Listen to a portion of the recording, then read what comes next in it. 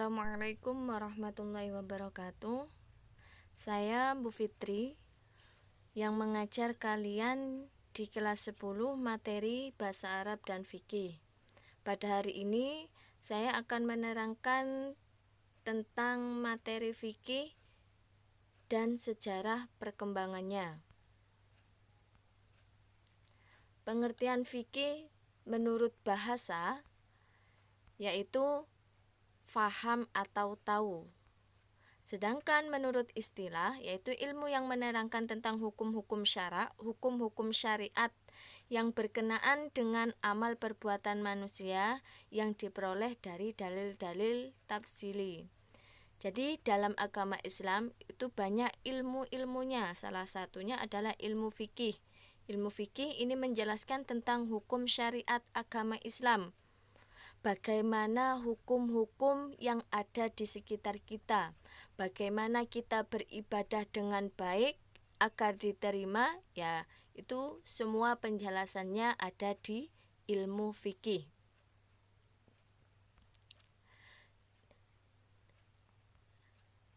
Sekarang saya akan menjelaskan tentang sejarah perkembangan fikih, ilmu fikih mulai dari periode awal sampai pada periode kemunduran. Maksudnya pada periode Islam sudah tidak jaya-jayanya.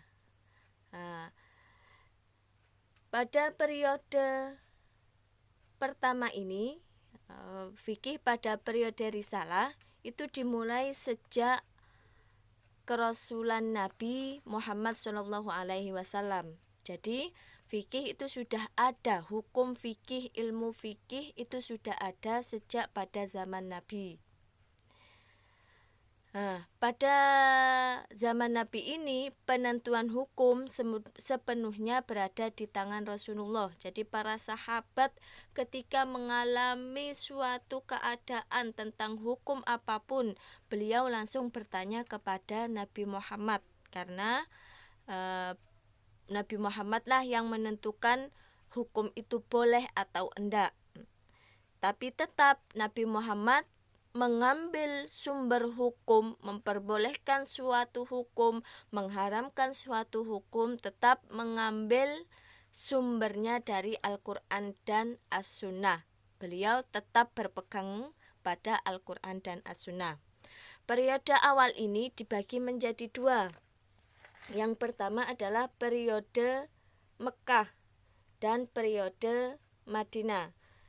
Periode Mekah lebih banyak tertuju pada masalah akidah, yaitu masalah keakidahan, karena keimanan pada zaman Rasulullah, pertama kali Islam ada pada zaman Nabi itu tentang akidah masih sangat minim, sehingga masih membutuhkan akidah-akidah, hukum-hukum akidah untuk memperkuat keimanan-keimanan orang Islam.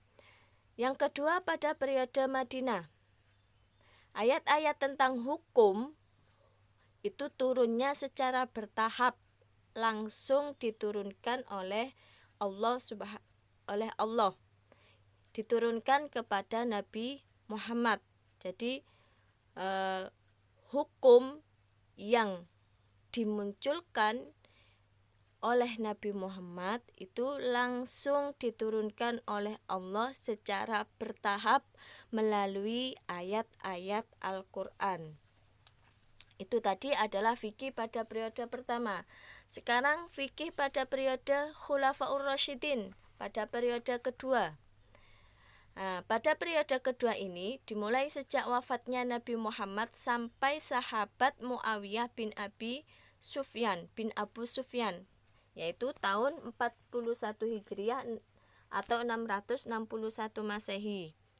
Sumber fikih tetap yaitu Al-Quran dan As-Sunnah. Selain Al-Quran dan As-Sunnah juga ditandai pada periode ini ditandai dengan munculnya berbagai ijtihad pada sahabat.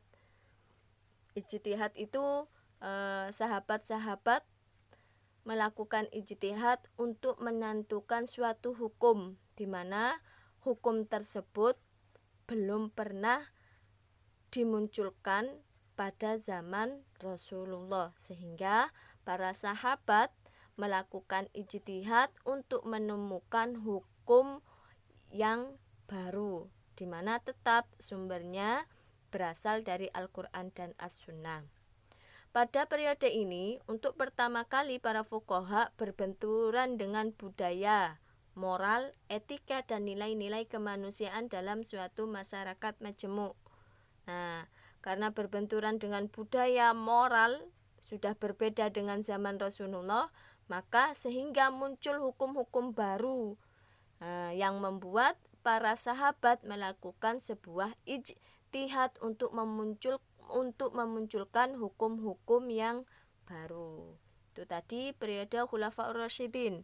Sekarang adalah periode ketiga, yaitu periode fikih pada periode awal pertumbuhan, dimulai pada pertengahan abad ke-1 Hijriah sampai awal abad ke-2 Hijriah. Yang saya jelaskan tadi bisa kalian buka LKS-nya halaman 3 bab 1 tentang fikih dan sejarah perkembangan. Jadi untuk lebih jelasnya, untuk lebih detailnya, kalian juga buka LKS-nya. Sambil mendengarkan penjelasan saya, kalian juga bisa membuka LKS-nya. Saya hanya menerangkan sedikit saja dari LKS yang sudah kalian dapatkan. Pada periode awal pertumbuhan ini dimulai pada pertengahan abad ke-1 Hijriah sampai awal abad ke-2 Hijriah. Periode ketiga ini merupakan titik awal pertumbuhan fikih sebagai salah satu disiplin ilmu dalam Islam. Dengan bertebarannya para sahabat ke berbagai daerah semenjak masa Khulafaur Rasyidin, sehingga munculnya berbagai fatwa dan ijtihad hukum yang berbeda antara satu daerah dengan daerah yang lain sesuai dengan situasi dan kondisi daerah tersebut.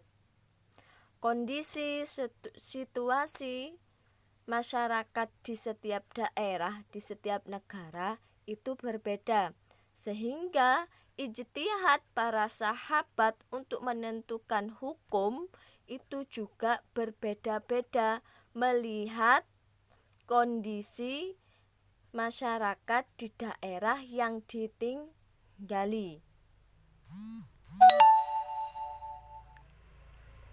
Selanjutnya adalah pada periode keemasan, fikih pada periode keemasan. Pada periode keemasan ini dimulai dari awal abad ke-2 sampai pada pertengahan abad ke-4. Periode ini peradaban Islam memasuki periode kemajuan Islam pertama. Ciri khas yang menonjol adalah semangat ijtihad yang tinggi di kalangan ulama, sehingga berbagai pemikiran tentang ilmu pengetahuan berkembang. Bukan hanya pada ilmu pengetahuan agama saja, tapi juga berkembang pada bidang ilmu pengetahuan umum lainnya.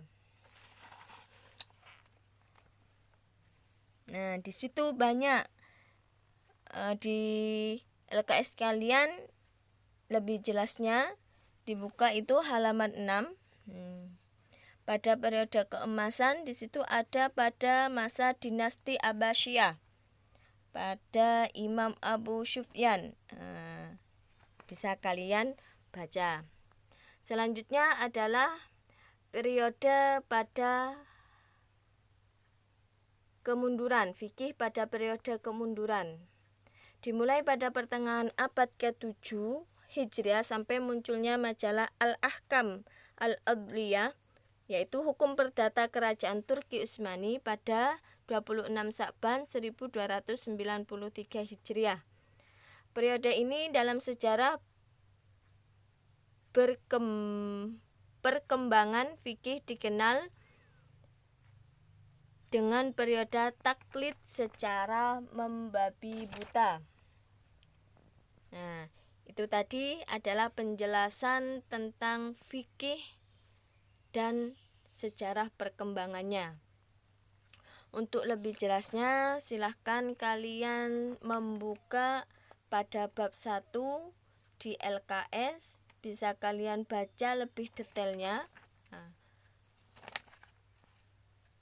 Dan jika ada sesuatu yang tidak kalian paham, kalian bisa nanti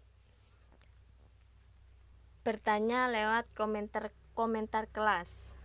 Nah, tugasnya adalah setelah kalian menonton video ini, kalian sebagai bukti bahwa kalian melihat video ini, melihat PowerPoint ini, melihat materi yang saya terangkan ini, maka kalian kirim foto ketika kalian melihat video yang saya berikan ini. Paham ya? Jadi nanti langsung dikirim tetap di Classroom. Semoga bermanfaat. Assalamualaikum warahmatullahi wabarakatuh.